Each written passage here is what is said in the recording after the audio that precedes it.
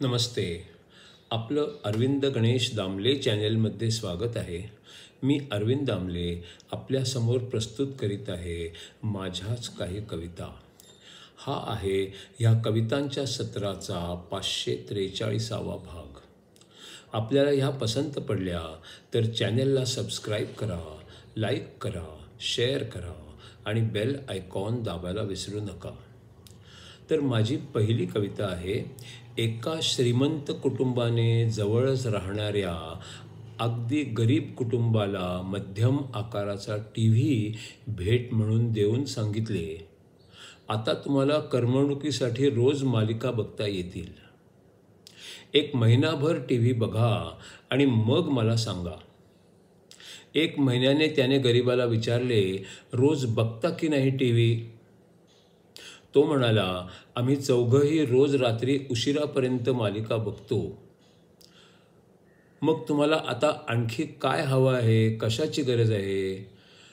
तो गरीब माणूस म्हणाला, मी काय सांगू साहेब, तुम्हीच ठरवा आणि काय योग्य वाटेल ते द्या. मग श्रीमंताने म्हटले, मी तुला पूर्ण विचार करून आणि स्वानुभवावरून सांगतो आणि एक गोष्ट देतो. मी तुला झोपेच्या गोळ्यांचा एक मोठा डबाच देतो. एका श्रीमंत कुटुंबाने जवळच राहणाऱ्या एका अगदी गरीब कुटुंबाला मध्यम आकाराचा TV भेट देऊन सांगितले, आता तुम्हाला करमणुकीसाठी रोज मालिका बघता येतील. 1 महिनाभर TV बघा आणि मग मला सांगा. 1 महिन्याने त्याने गरीबाला विचारले, रोज बघता की नाही TV? तो म्हणाला, आम्ही चौघंही रोज रात्री उशिरापर्यंत मालिका बघतो. मग तुम्हाला आणखी काय हवं आहे, कशाची गरज आहे? गरीब म्हणाला, मी काय सांगू साहेब, तुम्हीच ठरवा आणि जे काय योग्य वाटेल ते द्या.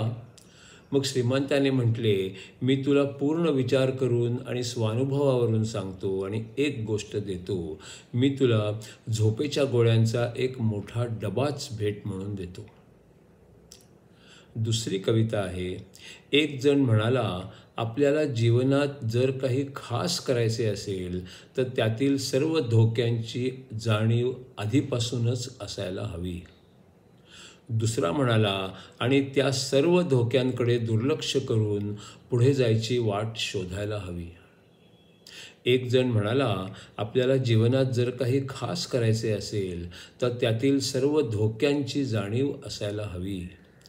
दुसरा म्हणाला, आणि त्या सर्व धोक्यांकडे दुर्लक्ष करून पुढे जायची वाट शोधायला हवी. तिसरी कविता आहे.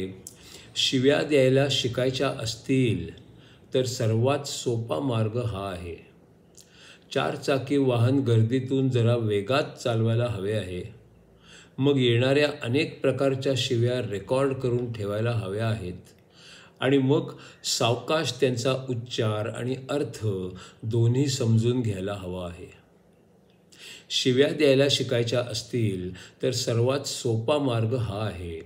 4 चाकी वाहन गर्दीतून जरा वेगात चालवायला हवे आहे. मग येणाऱ्या अनेक प्रकारच्या शिव्या रेकॉर्ड करून ठेवायला हव्या आहेत आणि नंतर सावकाश त्यांचा उच्चार आणि अर्थ दोन्ही समजून घ्यायला हवा आहे. चौथी कविता आहे पुढची. शंकराचार्य लिखित विवेक चूडामणी ह्या ग्रंथाचा पुढचा 76वा भाग.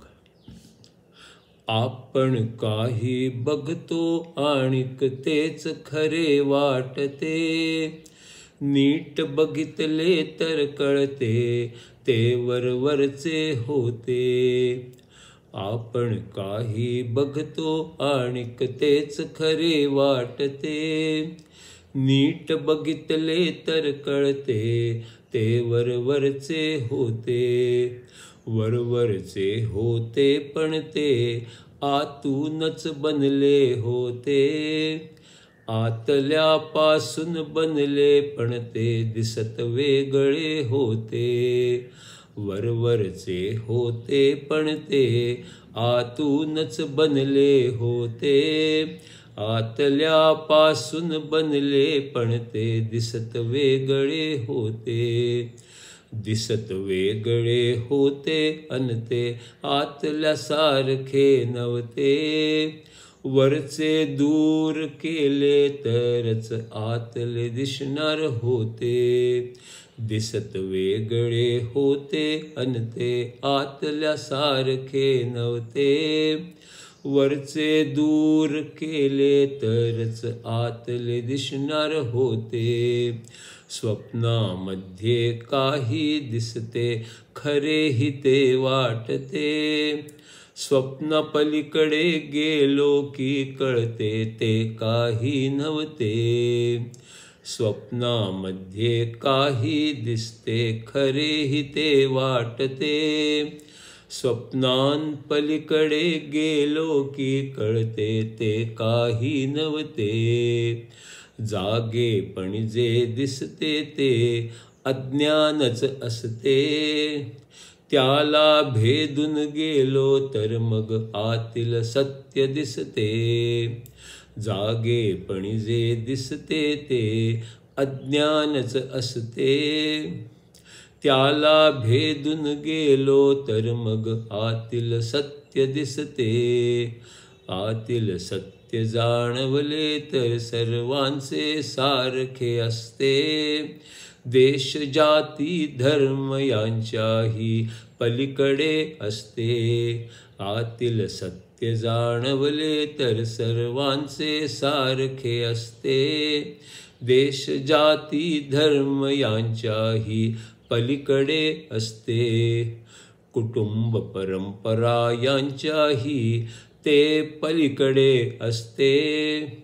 जागा वेळ पंचेंद्रिय हेही संबंधित नसते.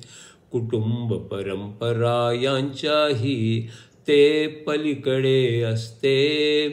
जागा वेळ पंचेंद्रिय हेही संबंधित नसते. रंग रूप आकार नाव हेही काही नसते. ते जे असते त्याच्यावरती ध्यान करायचे असते. रंग रूप आकार नाव हेही काही नसते. ते जे असते त्याच्यावरती ध्यान करायचे असते. तो आत्मा तोच परमात्मा तेच ब्रह्म असते. त्याच्या खेरीज आणि कशाचे अस्तित्वच नसते. तो आत्मा तोच परमात्मा तेच ब्रह्म असते. त्याच्या खेरीज आणि कशाचे अस्तित्वच नसते. विशेषण नाही, क्रिया नाही, क्रिया विशेषण नाही. ज्ञानाच्या डोळ्यांनी त्यावर एकाग्र व्हायचे असते.